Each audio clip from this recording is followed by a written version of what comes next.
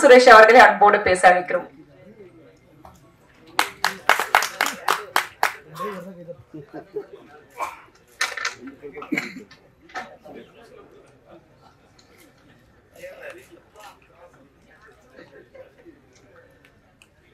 மேடையில் அமர்ந்திருக்கும் அனைவருக்கும் வணக்கம். பத்திரிகை நண்பர்கள், ஊடக நண்பர்கள், இணையதள நண்பர்கள் அனைவருக்கும் வணக்கம். முக்கியமாக டைரக்டர் ஆனந்த் சாருக்கு வணக்கம். அவருக்கு பக்கத்துணையாக இருந்த இயக்குனர் Chella sir, Gopi sir, manager Senthil sir, cameramen, assistant director எல்லாருக்கும் வணக்கம்.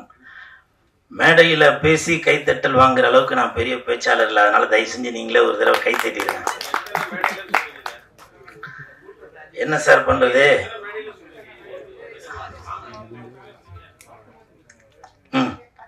சொல்லுங்க சார். இல்ல, இதுதான் சார் என்னோட ட்ரெண்டு இல்லைங்களா? இதுதான் என்னோட ட்ரெண்டு. இப்போ தங்கச்சி நான் வரதுக்கு முன்னாடி சொன்னாங்கல்ல, வெந்து தெரிந்ததுக்கு ஆடு சொல்ல போறீங்களா அப்படின்னு. ஸோ இதுதான் என்னோட ட்ரேட்மார்க்கு. இப்போ நீங்க கேட்குறீங்க, வாஸ்தவம் தான். நான் சொல்றதுக்கு எனக்கு தகுதியில் இருந்தாலும் சொல்றேன். பாரதி ராஜா சார் பேசும்போது என் இனிய தமிழ் மக்களே அப்படின்னு சொல்றாங்க. நான் அவ்வளோ பெரிய ஆளா? சொல்லுங்க, நீங்க என்ன கேள்வி கேட்டீங்க, நான் என்ன சொல்றது? இருந்தாலும் பரவாயில்ல. தட்டு. Thank you thank you.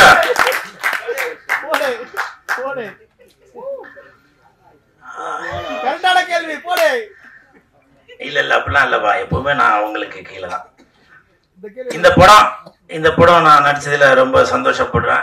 நல்ல சம்பளம் கொடுத்தாங்க.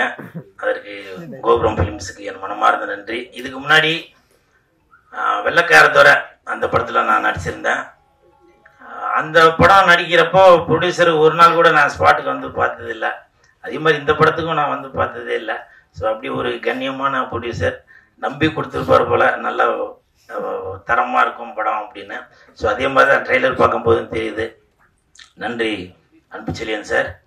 அதே மாதிரி இப்போ ஒரு 2 நாளைக்கு முன்னாடி ஒருத்தவங்க கேட்டாங்க, நீங்கள் வந்து சந்தானத்தை எங்கே போனாலும் புகழ்ந்து பேசிக்கிட்டே இருக்கீங்க, அவர் வந்து உங்களுக்கு படத்தில் ஃபுல்லாலாம் எதுவும் கொடுக்கவே காணுமே அப்படின்னு சொல்லி. சந்தானம் படத்தில் ஃபுல்லாக வேணா கொடுக்காம இருக்கலாங்க. என் வாழ்க்கையில் ஃபுல்லாக தாங்க அவர் தாங்க கொடுத்துட்ருக்காரு. அது எனக்கு பழகின ஆளுங்களுக்கு மட்டும்தான் தெரியும். ஸோ அந்த மாதிரி சினிமாவையும் தாண்டி எனக்கும் சந்தானத்துக்கும் ஒரு கனெக்ஷன் இருக்குது. உதாரணத்துக்கு ஏன் இந்த படம் நடித்ததே சந்தானத்தினால தான். சந்தானத்தோட மேனேஜர், இப்போ ப்ரொடியூசர் ரமேஷ் அவர்கள், அவர் தான் இந்த படத்துக்கு ரெக்கமெண்டேஷன் பண்ணி டைரக்டர்கிட்ட சொல்லி, இல்லை கூலுக்கு வந்து படம் ஃபுல்லாக வர மாதிரி எதனா ஒரு கேரக்டர் தரலாம் அப்படின்னு சொல்லி, அப்புறம் சம்பளமும் முன்ன பின் இருந்ததால் மேனேஜர் செந்தில் சார்கிட்ட பேசி அப்படி இப்படி ஒரு வழியாக கரெக்ட் பண்ணி எனக்கு இந்த படத்தில் நடிக்க வச்சார். இப்போ சொல்லுங்கள், சந்தானத்தினால தானே இந்த படம் கிடச்சிது. அதனால வரலாறு தெரியாமல் ஏதோ ஒன்று பேசி விட்டு போயிடுறாங்க.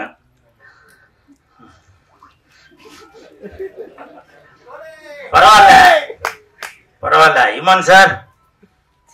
இப்போ வந்து வெயில் நேரம், வெயிலுக்கு ஏற்ற மாதிரி தான் பாட்டு போட்டிருக்கீங்க. குலுக்கு குலுக்கு குலுக்கு குலுக்கு குலுக்கு குலுக்கு நல்லா குலுக்கு, எனக்கு எனக்கு எனக்கு எனக்கு லக்கு நல்லா கொட்டி கிடக்கு, குலுக்கு குலுக்கு குலுக்கு குலுக்கு நல்லா குலுக்கு. நடுவுலையும் போட்டிருந்தாரு வாங்கி குலுக்கு அப்படின்னு.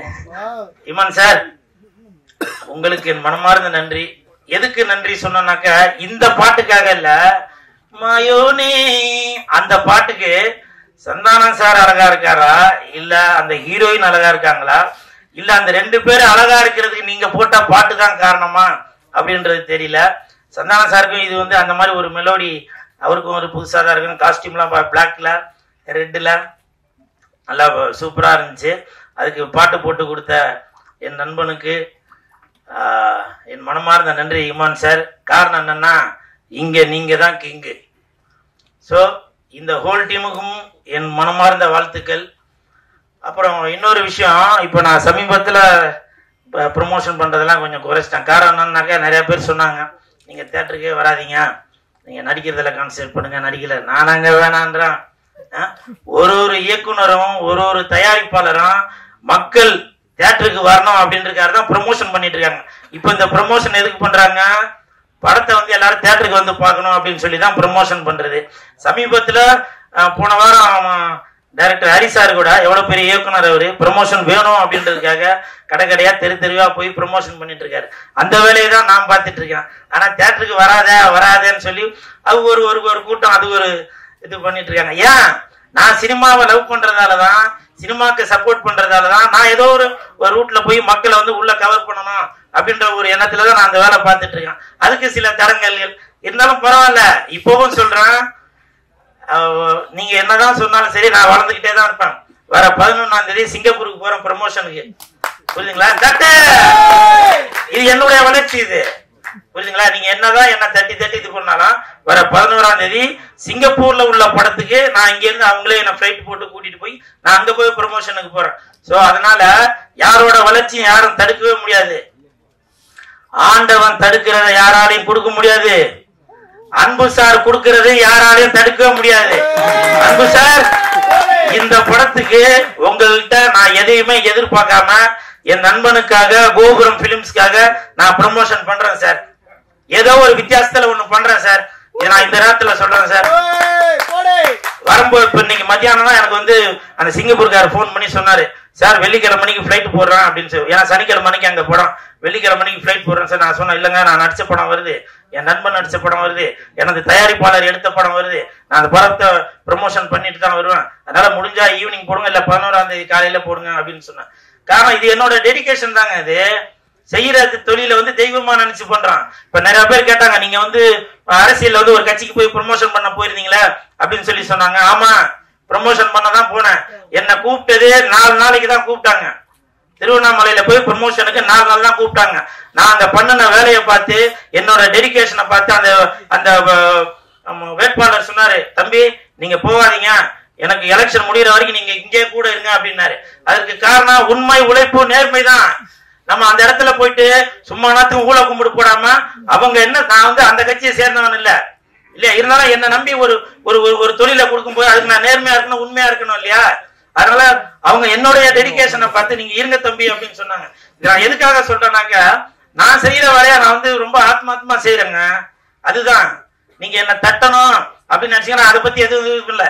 நான் வந்து தண்ணி உள்ள போட்ட பந்து மாதிரி நீங்க இங்க அடிச்சீங்கன்னா நான் அந்த பக்கம் வெளியில வரேன். புரியுதுங்களா? எனிவே இந்த படம் இங்க நான் தான் கிங்கு மிகப்பெரிய வெற்றி அடையும் கண்டிப்பாக. ஏன்னா இது வந்து ஒரு கருத்து சொல்றது, குறுத்து சொல்றது அப்படிலாம் இல்ல. நல்லா ஜாலியா இந்த சம்மருக்கு வரலாம், வந்துட்டு குலுக்கு குலுக்கு குலுக்கு குலுக்கு குலுக்கு குலுக்கு நல்லா குலுக்கு அப்படின்னு நல்லா குலுக்கிட்டு போலாம். வாங்க, குலுக்குறதுன்னா நல்லா சிரிச்சு வயிறு குலுங்க சொல்றேன், சரிங்களா? அப்புறம் அதுக்கு வேற யாராவது சொல்லிருப்பேன், நல்லா சிரிச்சு வயிறு குலுங்க அப்படி நல்லா சிரிச்சு ஜாலியா போலாம், சரிங்களா? தம்பி ராமாயணா நடிச்சிருந்தேன், நிறைய பேர் நடிச்சிருக்காங்க. அனைவருக்கும் என் மனமார்ந்த நன்றிகள், வாழ்த்துக்கள். PRO நிக்கில் முருகன் சாருக்கும் என் மனமார்ந்த நன்றிகளையும் வாழ்த்துக்களையும் தெரிவித்துக் கொள்கிறேன். இல்லப்பா, போதும்பா, போதும், நன்றி. ஒரு கலைஞனா நீங்க தாங்க இப்படி தட்டி கொடுத்தாதாங்க அப்படி வளர்றது இல்லையா? தேங்க்யூ.